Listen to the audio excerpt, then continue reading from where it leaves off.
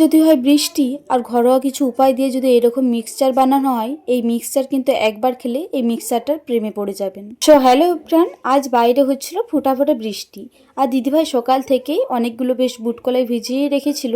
তবে এই কলাইগুলোর যে মিক্সচার বানাবো সেইটার কোনো রকম ঠিক থাকেনি। তো দিদিভাইয়ের কাছে এক প্যাকেট মতো চানাচুর ছিল, তো সেই কারণে দিদিভাই হঠাৎই বললো যে বুনু চল আজকে থাকলে মিক্সচার করা যাক। বাইরে তো বেশ ভালো ওয়েদার রয়েছে আজকে, ঠান্ডা ঠান্ডা, তো সেই কারণে ভাবলাম যে মিক্সচারটা করি। আর আজকে এই মিক্সচারের ছোট্ট একটা পার্টি দিদিভাইয়ের তরফ থেকেই হচ্ছে। ঘরে থাকা কিছু উপকরণ দিয়েই কিন্তু আজকের এই টক ঝাল মিষ্টি মিক্সচারটা আপনারাও বানিয়ে নিতে পারেন। তাদের কাছেই ছিল একটা 10 টাকা প্যাকেটের চানাচুর, আর দিদিভাই দোকান থেকে শুধুমাত্র এই জল জিরাটা নিয়ে এলো। তো যাই হোক, চলুন এবারে মিক্সচারটা বানানো যাক। তো পরিমাণ মতো কলাই নিয়ে নিয়েছি, তারপরে 2টি মতো পেঁয়াজ কুচি দিয়েছি আর অর্ধেকটা মতো লেবুর রস দিয়েছি। এই লেবুর রসটা কিন্তু একদমই স্কিপ করবে না, এইটার জন্য কিন্তু মিক্সচারটা খেতে দুর্দান্ত লাগছিল। তারপরে চানাচুর আর জলজিরা সবকটাই বেশ ভালো মতো দিয়ে দিয়েছি।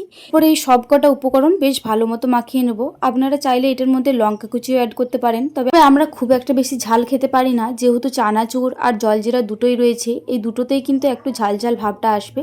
তো সেই কারণে আমরা লঙ্কা কুচি অ্যাড করলাম না।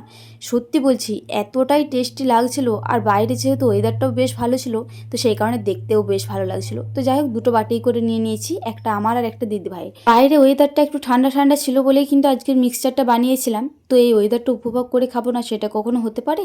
তো যাই হোক, এদিকে আমি, দিদি ভাই আর সোনা পাপা তিনজনে মিলে বসে বসে খাচ্ছি। তবে সোনা পাপা কিন্তু খাচ্ছে না, শুধুমাত্র আমি আর দিদি ভাই খাচ্ছি। আপনাদের কাছে অনুরোধ রইল যে এই মিক্সচারটা একবার হলেও বানিয়ে খাবেন। সত্যি বলছি এটার পুরো প্রেমে পড়ে যাবেন। এতটাই সুস্বাদু লাগছিল, এতটাই দুর্দান্ত লাগছিল।